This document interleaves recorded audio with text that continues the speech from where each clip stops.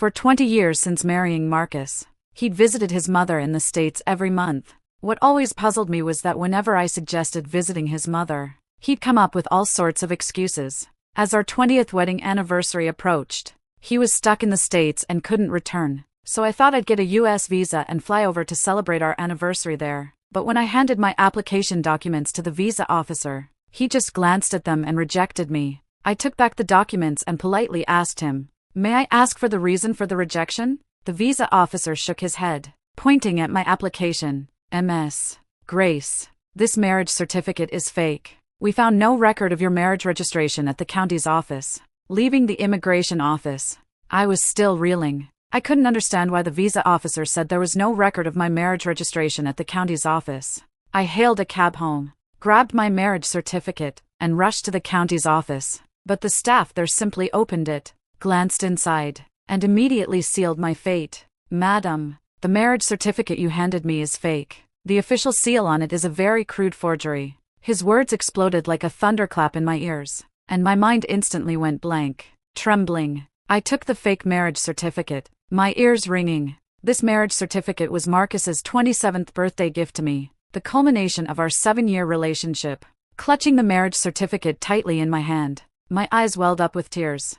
I initially wanted to call Marcus directly and demand an explanation, but then I thought, what if he just kept lying to me? Hesitating, I decided not to confront Marcus yet and instead located the surveillance footage from when he had the fake certificate made. That evening, I sat alone in the empty estate, a flicker of hesitation in my heart as I looked at the DVD on the table. I knew if it truly revealed Marcus's hidden secrets, then my marriage to him would be over. I picked up the DVD, my eyes reflecting a myriad of emotions: doubt, pain, sorrow, all coalescing into a desperate resolve. After inserting the DVD into my computer, Marcus's face appeared on the screen. It was him from 20 years ago. I recognized him instantly. But the next second, someone I never would have expected appeared in the video. I clapped a hand over my mouth, my eyes wide with disbelief. Standing next to Marcus was Bethany, his stepsister. The two of them in the surveillance footage were incredibly intimate. Nothing like Marcus had told me about his supposedly poor relationship with his stepsister.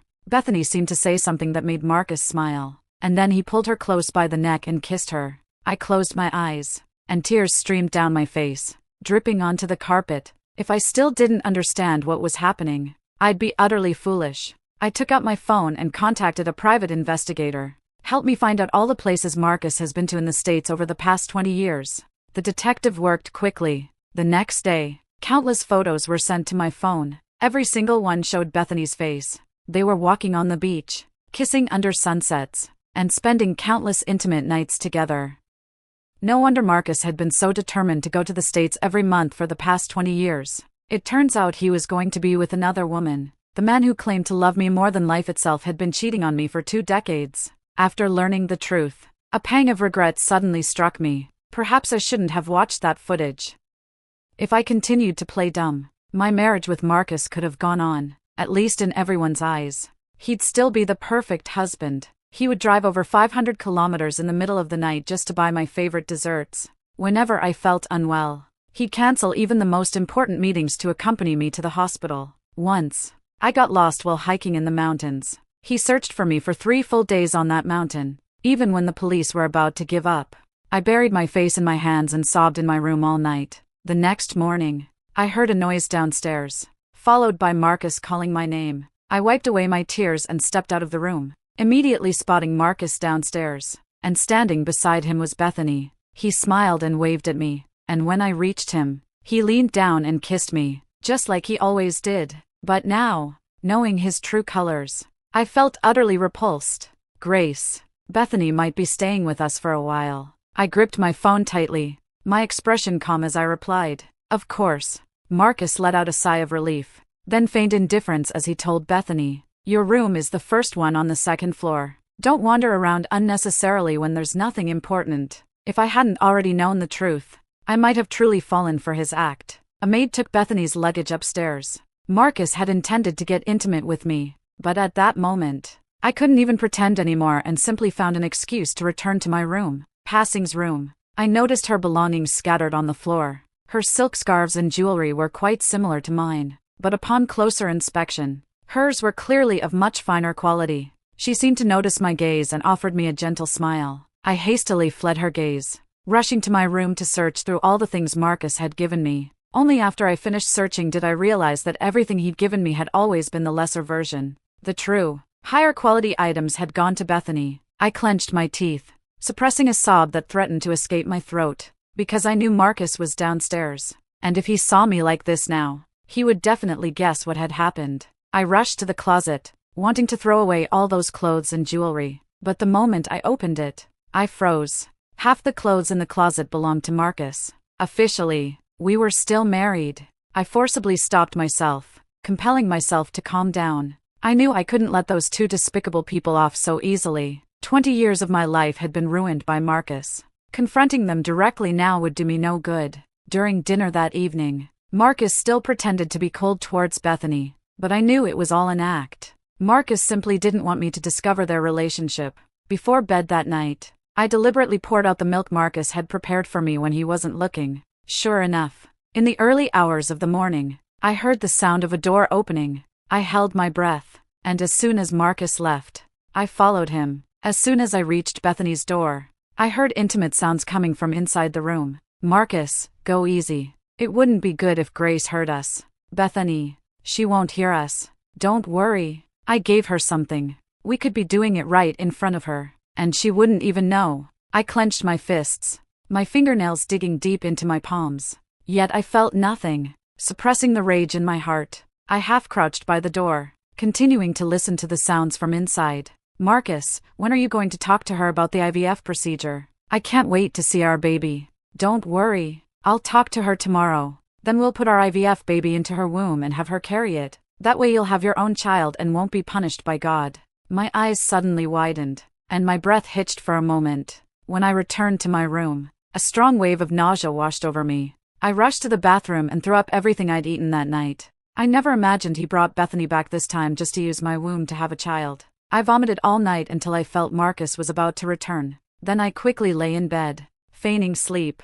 The next day, he seemed to notice my pale face and called for the family doctor. While I was getting the injection, he held me close, gently soothing me, and even covered my eyes. Mr. Marcus truly dotes on his wife, the doctor joked while giving the injection. Marcus chuckled softly. She's afraid of pain. Marcus's words pricked at my heart like needles, causing a dense, persistent ache. Yes, he knew perfectly well I was most afraid of pain, yet he still wanted to use my womb to bear a child for him and Bethany. He used to cherish me so much he'd agreed we wouldn't have children together. But now, it seemed those vows were only remembered by me. After the injection, Marcus went to the office, leaving just Bethany and me at home. I didn't want to see her face, so I stayed in my room all afternoon. But in the evening, I noticed the maid hadn't brought dinner for a long time. I forced myself downstairs, only to be told by the maid that it was Bethany's order. I called Marcus directly, but he defended Bethany. Grace, you know Bethany is a nun at a convent in the States. This is a period of religious observance, where she can't eat from dawn till dusk. Please try to understand. I scoffed. Marcus, she's a believer. I'm not, but repeated the same line, asking for my understanding, and then simply hung up the phone. I fell silent for a moment, then sat down in the living room. Marcus returned from the office and saw my pale face. A flicker of something unusual crossed his expression, but in the end, he said nothing. I followed him to the dining room, only to find just a few slices of bread and wine on the table. Pointing at the items, I managed to say, Marcus, are you expecting a sick person like me to eat this? Before I could speak, Bethany showed a troubled expression. Grace, this is holy, in remembrance of Christ. I don't want to hear it, I hissed at Bethany. Marcus frowned and stepped in front of her. Grace, don't be like this. Bethany can't help it, since she's living with us. Please try to understand. I curled my lips into a sneer, a glint of mockery in my eyes. Didn't you say your relationship with her wasn't good? Why are you so affectionate with her then? Marcus's face stiffened. He opened his mouth as if to say something, but I cut him off. So I absolutely have to eat this tonight. Is that right? Marcus and I stood in a silent standoff. After a moment of silence, he coldly instructed the maid, if isn't eating, take her back to her room. Marcus's words had already revealed his choice to me. I let out a cold laugh and walked straight out of the dining room, grabbing my car keys. I drove straight out of the house right in front of them. Only after I had eaten my fill outside did I slowly return home. But the moment I stepped through the door, I was restrained. Marcus stood before me, his eyes dark and unreadable, while Bethany stood beside him, looking triumphant. "What do you mean, Marcus? What are you going to do to me? Don't be scared, Grace. Marcus and I won't hurt you. I know you went out to eat, but that was wrong." I glared at her coldly. "What's wrong with me eating a normal meal?" Bethany sighed. "Regardless, this is disrespectful to God. But don't worry, Grace. I won't let God bring down punishment. Once you receive the cleansing ritual, God will forgive you." Before I could react, I was dragged towards the koi pond in the yard. I realized what Bethany was about to do and screamed at Marcus. "Marcus, do you approve of this? You know I'm still sick. Are you just going to let her do this to me?" Marcus raised his hand, and I got a momentary reprieve. I watched him walk towards me, a faint flicker of hope igniting in my heart. He leaned down and kissed my forehead, but the words he spoke sent a chill through me, as if I'd plunged into an ice-cold abyss. "Grace, Bethany is doing this to cleanse your sins. Don't worry, I'll stay here with you at home." In that instant, all color drained from my face, and I could only allow the people beside me to drag me towards the koi pond. As soon as we reached the edge of the pond, I was pushed in. The water in the pond was icy cold, and I shivered uncontrollably, but the next second, my head was forced underwater. I thrashed my arms helplessly. More and more water rushed into my nasal passages. Just as I felt I was about to drown, I was pulled back up. Bethany stood before me, glaring down at me with disdain. "Grace, accept the cleansing ritual of the blessed water right here. I believe after the ritual, God will no longer blame you." As soon as she finished speaking, I was pushed down again. While I endured all of this, Marcus stood by, watching coldly, and even went inside the house with Bethany. This repeated countless times. My entire body was shriveled from the water, but the people beside me still had no intention of stopping. Bethany said it needs to continue all night without stopping. I closed my eyes in despair. The torture finally stopped as dawn broke. I practically crawled back to my room, and as I passed Bethany's door, I heard those sickening sounds again. So, while I was enduring inhuman treatment, those two were doing such sordid things upstairs. Wrapping the blanket around myself, I slowly began to feel alive again. I concealed the hatred in my eyes, and a wild idea suddenly blossomed in my mind. A little while later, Marcus returned to the room and found me wrapped in a blanket, trembling. A strange emotion flickered across his face. He had someone bring some heating pads, then pulled me into his arms. "Bethany did this for your own good. Don't blame her." Even now, he was still defending Bethany. I lowered my gaze, masking my true emotions. "Okay, I won't do it again." My sudden docility made him pause. For the rest of the day, he stayed by my side, never leaving, as if he hadn't been present during my torment yesterday. But soon, he revealed his true intentions. "Grace, how about we have a child? You're getting older, so we'll just do one IVF procedure." I had been waiting for him to make this request, so I readily agreed. Seeing my prompt agreement, a flicker of surprise crossed his eyes, but that strange emotion quickly vanished. He leaned closer, attempting to get intimate with me, but I pushed him away. "I haven't been feeling well lately. Let's try a different approach. I'll go to the hospital tomorrow and have the doctor retrieve it directly." My reaction made him feel uneasy, as if something was slipping out of his control. But before he could ponder it further, Bethany's voice came from outside the door. He immediately got out of bed and opened it. As soon as he opened the door, I saw Bethany standing there in a camisole nightgown. Her neckline plunged so low it revealed the curve of her breasts, and her bottom was so short it was scandalous. "Marcus, I think the light in my room is broken. Can you come take a look?" Marcus's gaze darkened slightly, and he nodded. After left, I turned off the lights and went to bed, knowing he wouldn't be back that night. Sure enough, a short while later, he told me at the door that something had come up at the office and he'd have to work late. I didn't expose his lie, because I knew soon enough neither he nor Bethany would be smiling. A few days later, the doctor called to say that Marcus and Bethany's embryo was ready. I was at the pig farm when I got the news. "All right, prepare yourself. I'll send the pig over to you shortly." "Okay, but, Grace, a human embryo cannot survive inside a pig. Why are you choosing this method?"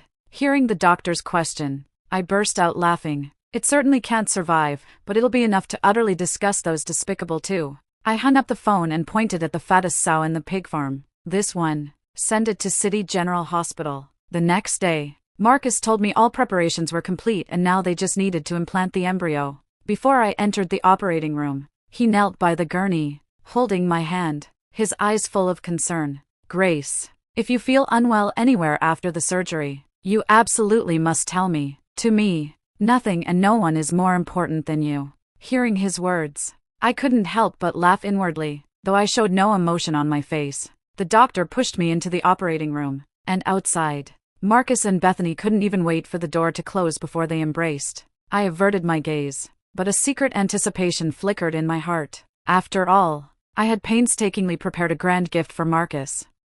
On our 20th anniversary, I specifically used the Sterling's official account to launch a live stream, aiming for the whole world to see it. At that very moment, Marcus and Bethany had just finished a romp in the car. The man wore a look of utter satisfaction as he leisurely buttoned his shirt. His assistant rushed over. Mr. Marcus, Madam has started a live stream using the group's official account. Hearing this, Marcus frowned, but didn't think much of it. Where is she now? In the Sterling's main lobby. Just as I was narrating the story of Marcus and my relationship to hundreds of media cameras, Marcus quickly strode towards me, with Bethany following close behind. Seeing their figures, I smiled with satisfaction. Marcus stood beside me, first offering a slight smile to the media, then leaned in to whisper, "Why did you decide to do a global live stream this time?" I gave a gentle smile to the camera, then turned to straighten his tie. "Because I want the whole world to witness." I paused, then a chilling smile curved my lips. "The deeds of you two despicable people." Marcus's body stiffened. He realized something was wrong, but it was already too late. The large screen behind him had already started playing intimate videos of him and Bethany. Bethany's face also changed instantly, and she immediately rushed forward, screaming, "These are all fake. They're photoshopped." Seeing that no one was listening to her, she ran up to me and snarled, "Are you insane, Grace? Do you think you can destroy Marcus and me like this? Dream on." She let out a laugh, a flicker of triumph in her eyes. "So what if you destroy us? You probably don't know, do you? The child in your womb is mine, not yours at all." I looked at her deranged expression and scoffed. "Aren't you afraid I'll abort it? So what? The fact that you carried Marcus's and my child in your womb is enough. Ha ha ha ha ha. Grace, what does it matter if you married Marcus? He loves me, and even the child in your womb is mine. You lose."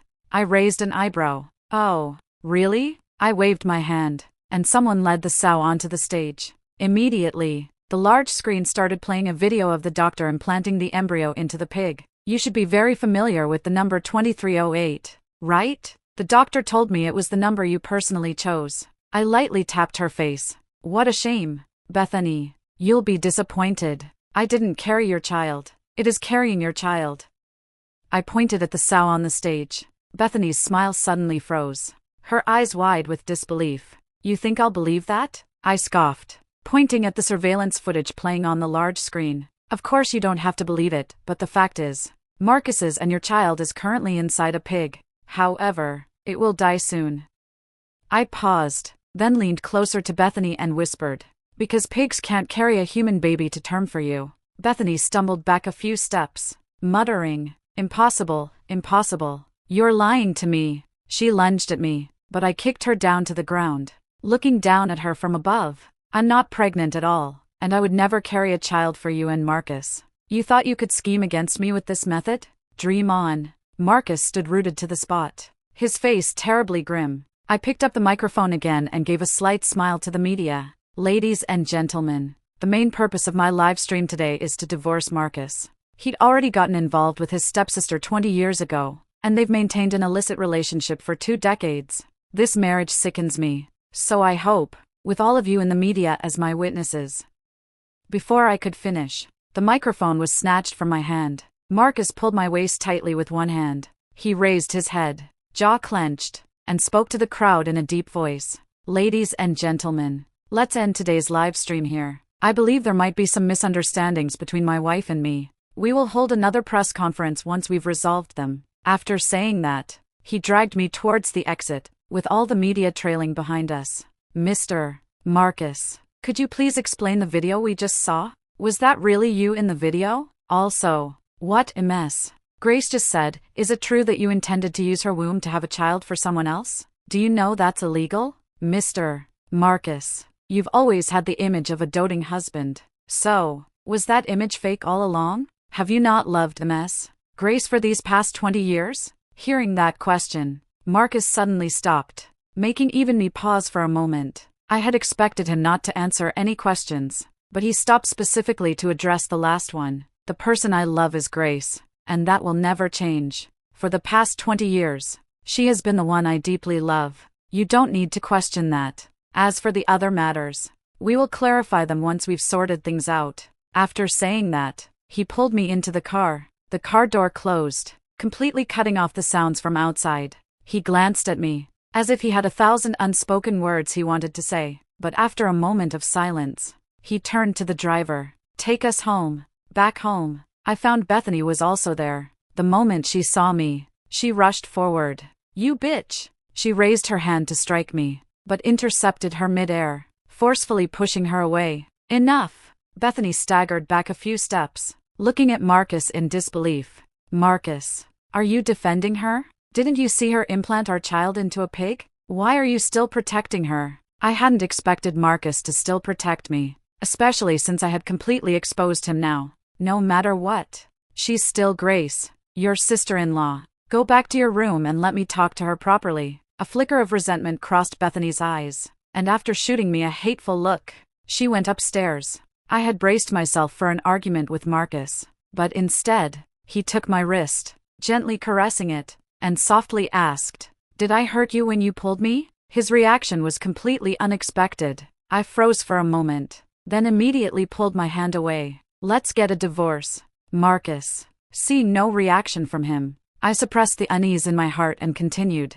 Everyone in the world has seen those videos by now. Your affair with Bethany is public knowledge. Our marriage is over. He released my hand, casually picked up the water on the table, took a small sip, and looked at me with an inquisitive gaze. How did you find out about Bethany and me? Was it these past few days? Did you see us doing that? I gave a bitter laugh and shook my head. No. It was when I went to get my US visa. The staff told me I was a single woman and they couldn't issue me a visa. He sighed. So that's how it was. I was wondering how you could have found out, considering how perfectly I'd hidden it. I took the divorce papers, which I'd already had drafted, from my bag and handed them to him. These are the divorce papers I had a lawyer draft. Look them over and sign if there are no issues. Your house, your money, your company shares, I don't want any of it. He took the divorce papers, looked them over for a moment, and a few low laughs escaped his throat. You're certainly well prepared. He looked down at my signature, an emotion I couldn't decipher in his eyes. Are you really so eager to leave me? What else? I just want to quickly make way for Bethany. After all, you two are so desperately in love. It wouldn't be right for me to keep occupying the position of Mrs. Marcus. I had thought he would definitely sign the divorce papers, but he actually tore up the pages right in front of me, under my astonished gaze. He slowly spoke. I won't divorce you. Get that idea out of your head. If you truly mind my relationship with Bethany, I promise to break it off with her now. I was shocked that he chose me over Bethany. As if sensing my surprise, he began to explain. Bethany came with her mother when she married into the family. Her previous father often cursed and hit her, and over time, she developed mental health issues. I merely offered a bit of kindness, and she started to see me as her savior. The day I married you, she had an episode. She cut her wrists in the bathroom alone. That's why she later became a Christian believer. She needed a faith to live, but her condition never truly improved. Only when she saw me would her state slightly better. I understood what Marcus was implying. He was now shifting all blame onto Bethany. He even found a high-sounding excuse for his infidelity. Seeing I didn't speak, he took my hand and caressed the ring on my ring finger, beginning to recall our past. I remember how happy you were when I put this ring on your finger. I felt then that all the effort I'd put into designing it over countless nights hadn't been in vain. I also remember when we first got married, you weren't well, and whenever I had free time, I'd go to temples to pray for your well-being. Someone once told me that if you walked up the 9,999 steps of Mount, bowing at each one, you could make a wish to the divine beings. As a staunch pragmatist, I went to Mount without a second thought. He brought up old memories one by one, forcing me to recall those beautiful moments. In fact, he didn't need to say any of it, because I had always remembered them, more vividly than anyone else. He reached out and pulled me into his embrace, his tone pleading, "Grace, please give me another chance. Everyone makes mistakes. You have to allow me to make mine. I promise you there won't be a next time." But before he could finish, a sharp shriek came from upstairs. I looked up, directly meeting Bethany's eyes. The hatred in her gaze made me shiver uncontrollably. She ran barefoot down the stairs, her eyes red-rimmed as she looked at Marcus. "Marcus, what do you mean? Are you going to abandon me?" Marcus didn't speak, merely instinctively shielded me, but that gesture seemed to trigger a sensitive nerve in Bethany, and she covered her ears and started screaming. She even recklessly threw things at me until Marcus called people in to restrain her. Weeping, she crawled to Marcus's feet, clutching his pant leg tightly as if it were a lifeline. "Marcus, you know I can't live without you. You're my whole world. You clearly said you loved me most. Why are you abandoning me? Why? You clearly said you'd never abandon me." But didn't even spare her a glance. He merely stepped back, creating distance, and said coldly, "Bethany, no matter what, I am only your brother. I have a wife. Our relationship is perverse." A strange smile flashed across Bethany's distorted face. "Perverse? Now you say our relationship is perverse. But what were you doing before? Why didn't you think I was your stepsister when we were intimate? Now that everything's exposed, you're the first one to abandon me?" She shakily stood up, her wild, malicious gaze like icy needles, shooting towards me. "And you despicable woman, why didn't you just die in some accident? Why are you monopolizing Marcus? It was so close, just a little bit more. If you had only carried that child, I would have been the true winner." As she spoke, she started to cry. "Because of our sibling relationship, I can never marry him. The day you two got married, I truly wished I could have killed you. But thankfully, for these past 20 years, he's always had me in his heart. If only you had carried his and my child, I could have completely won against you. Why did you find out? Why?" She glared at me fiercely, a madness in her eyes I had never witnessed before. I suppressed the uneasiness in my heart, controlling the tremor in my voice. "I'm not interested in whatever goes on between you two, Marcus. I'll send you new divorce papers. I hope you understand that nothing you say now will make a difference." With those words, I frantically left Marcus's estate. I didn't know how Marcus would handle the situation, but it no longer concerned me. The next day, major media outlets reported on yesterday's livestream, and the public outcry grew louder and louder. The group's public relations team was barely holding on, and sterling stock prices were continuously plummeting. Soon after, Marcus held a press conference, admitting his actions and stating he would atone for his sins for the rest of his life. Seeing this news, I couldn't help but frown.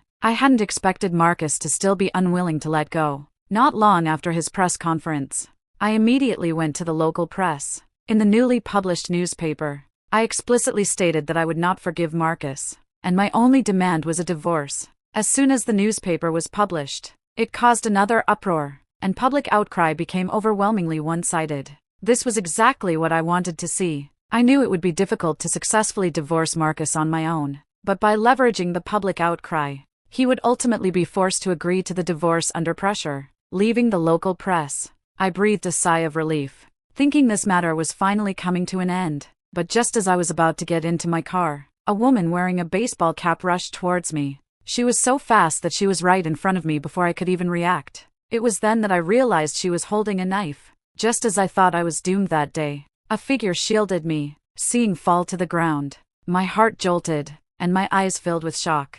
Bethany, too, looked utterly disbelieving, then slowly began to laugh, starting as a low chuckle and gradually escalating into hysterical cackles. "Marcus, if we can't be together in life, then dying together doesn't sound so bad."